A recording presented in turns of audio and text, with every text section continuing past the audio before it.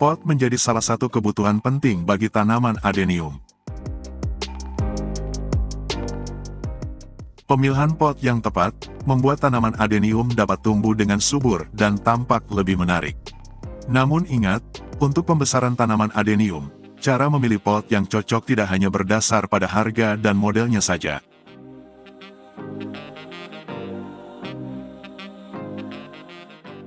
Pot tanaman tersedia dalam berbagai bentuk, ukuran, dan bahan. Meski fungsinya sama, beberapa pot ternyata tak memiliki syarat yang baik untuk pembesaran tanaman adenium. Selain pemilihan pupuk, komposisi media tanam, dan perawatan harian lainnya, pemilihan pot yang cocok dan tepat juga akan berpengaruh terhadap pembesaran tanaman adenium. Oleh sebab itu, teman hobis perlu mengetahui syarat yang perlu dipenuhi dalam memilih pot yang baik untuk pembesaran tanaman adenium.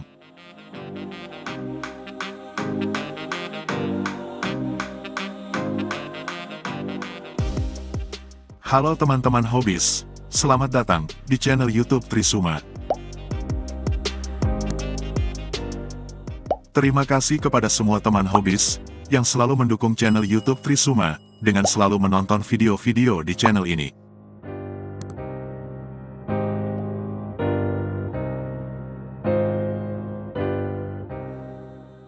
Ada 4 elemen penting yang harus diperhatikan dalam memilih sebuah pot untuk pembesaran adenium. Yang pertama, lubang drainase pot. Lubang drainase pada sebuah pot merupakan syarat penting dalam memilih pot untuk adenium. Tidak sedikit pot yang ada di pasaran mempunyai lubang drainase yang kurang layak. Saya sering menemukan lubang drainase pot hanya ada satu di bagian tengah saja. Tentunya pot seperti ini kurang bagus bila akan dijadikan tempat untuk menanam adenium.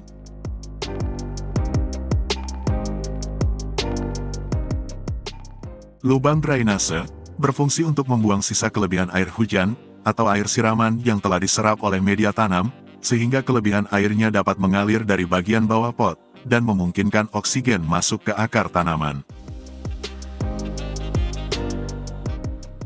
Bila perlu tambahkan lagi lubangnya, agar kelebihan air bisa mudah dan cepat keluar dari lubang drainase.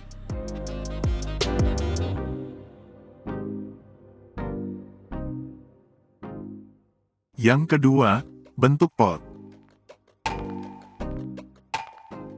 Desain bentuk pot yang beragam kadang membingungkan bagi sebagian pemula untuk memilih pot yang cocok untuk menanam adenium. Dari segi bentuk pot, pilihlah pot yang mempunyai kaki, agar ada jarak antara dasar pot dengan lantai tempat meletakkan adenium.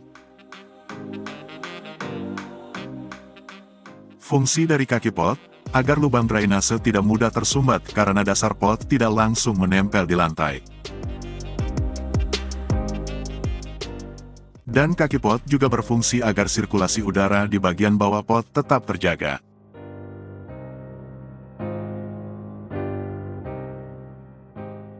Untuk tanaman adenium yang masih dalam tahap pembesaran, agar pembesaran batangnya tidak terhambat, hindari memilih pot yang pendek atau pot yang ceper dan terlalu dangkal.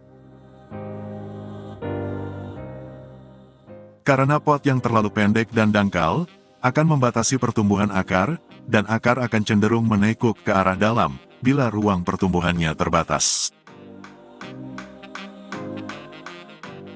Bahkan saya sering menambahkan ketinggian pot dengan menyambung bagian atas pot agar ruang tumbuh akar lebih leluasa dan bisa menumbuhkan akar yang produktif lebih banyak.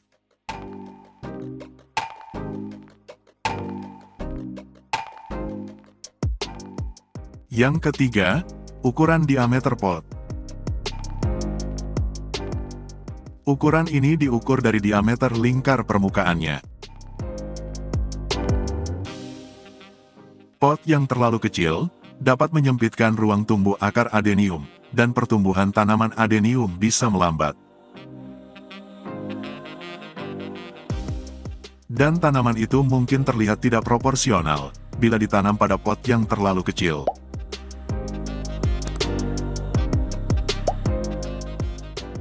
Sementara itu, pot yang terlalu besar juga bisa berdampak negatif pada pertumbuhan adenium. Pot yang terlalu besar dapat menampung terlalu banyak air di media tanam dan membutuhkan waktu lebih lama untuk mengering, yang dapat menyebabkan menjadi tempat berkembang biaknya jamur dan penyakit bagi akar adenium, karena media tanam selalu dalam keadaan sangat lembab.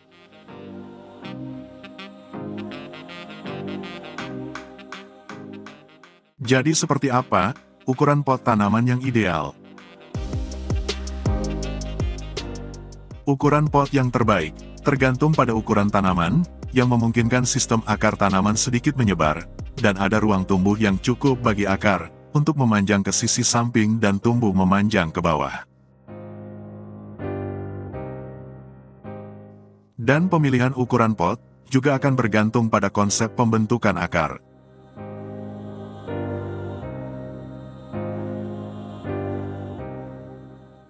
Yang keempat, bahan material pot. Ada banyak jenis bahan material pot tanaman, mulai dari plastik, kayu, tanah liat, porselen, hingga pot yang berbahan semen. Tiap jenis bahan material pot mempunyai berat yang berbeda.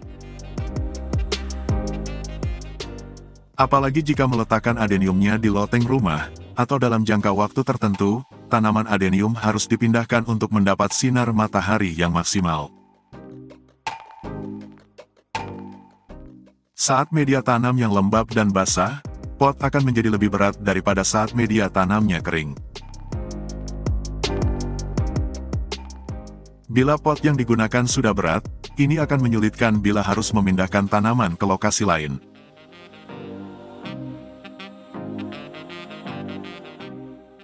Dari faktor berat, pot plastik memiliki bobot yang cukup ringan, sehingga mudah dipindahkan kemana saja. Selain itu, harganya lebih murah daripada pot jenis lainnya. Kelebihan pot plastik bukan hanya itu. Pot dari bahan plastik memiliki fleksibilitas yang baik, dan cukup kuat untuk pemakaian jangka panjang.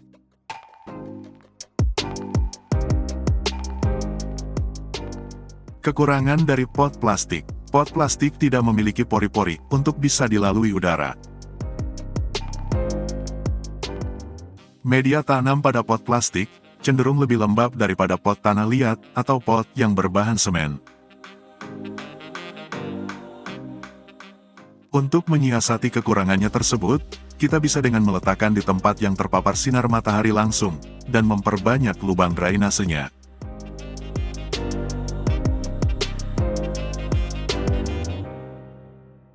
Memilih pot yang tepat, tidak hanya tentang gaya dan desainnya, tetapi juga penting untuk mempertimbangkan fungsionalitas pot tersebut. Menggunakan pot yang baik dan tepat, akan memberikan tempat yang nyaman bagi tanaman adenium, untuk tumbuh dan berkembang dengan baik.